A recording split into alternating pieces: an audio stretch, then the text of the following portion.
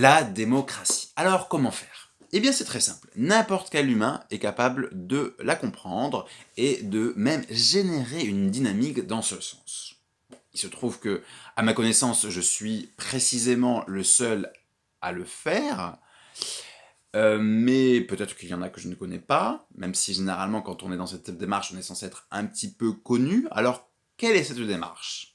Tout simplement, d'expliquer que la démocratie, c'est permettre à la population d'avoir les informations nécessaires sur ce qui la concerne, et pour avoir les informations nécessaires, il faut, enfin plutôt pour être motivé, pour s'intéresser à ce qui nous sur ce qui nous concerne, il est nécessaire de mettre en place des outils où la population va participer à l'élaboration des décisions, soit en étant présent lors des débats, soit à la fin en décidant oui ou non. Alors déjà, les débats préalables à un référendum local ou national ou même international est déjà une certaine forme de sensibilisation où les points positifs et négatifs des uns et des autres seront présentés et il sera difficile d'envisager que une population non avertie puisse décider de tout et de n'importe quoi, d'autant plus que l'on peut très facilement envisager un mini questionnaire très simple qui puisse vérifier le fait que nous soyons plus ou moins quand même conscients du sujet sur lequel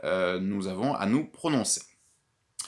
Et bien ensuite, nous avons à la suite de la mise en place d'un dispositif, si un référendum permet d'aller dans telle ou telle direction, par un processus d'évaluation sur les conséquences au niveau économique, humaine, environnementale, nous pouvons évaluer donc les conséquences et le taux de satisfaction des dispositifs mis en place. Alors, comment tout ça, débat, référendum et évaluation, peut être installé dans notre réalité? Eh bien, c'est très simple, il suffit de contacter les acteurs, les citoyens, les associations, les entreprises, les administrations, les élus, les banques, les universitaires, etc., les médias, qui souhaitent s'intéresser à cette problématique.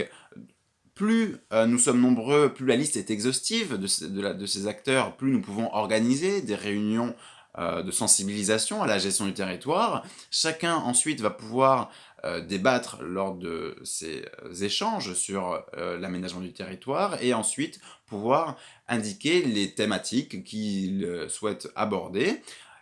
Du coup, nous allons pouvoir organiser des ministères locaux qui seront articulés intelligemment entre eux au niveau de leur thématique et au niveau des territoires pour pouvoir faire en sorte que chacun s'y retrouve, aille à son rythme, s'intéresse au sujet qui le passionne et puisse participer à l'élaboration de projets qu'ils seront ensuite soumis à l'approbation des citoyens par référendum. Donc, en gros, lister les acteurs qui s'intéressent à ces questions-là, ensuite contacter un géographe qui travaille dans l'aménagement du territoire, au moins moi vous me connaissez, me contacter ou contacter quelqu'un d'autre et organiser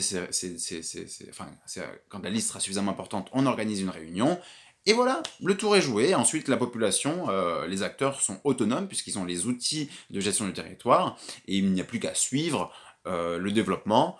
Mais voilà, le tour est joué. Donc il n'y a rien de plus simple que les choses les plus essentielles de notre existence, la démocratie, ou la République, la politique, hein, même on peut considérer que l'amour, qui ne se conçoit pas sans respect par exemple, soit des synonymes, tout ça, ce sont des synonymes, politique étant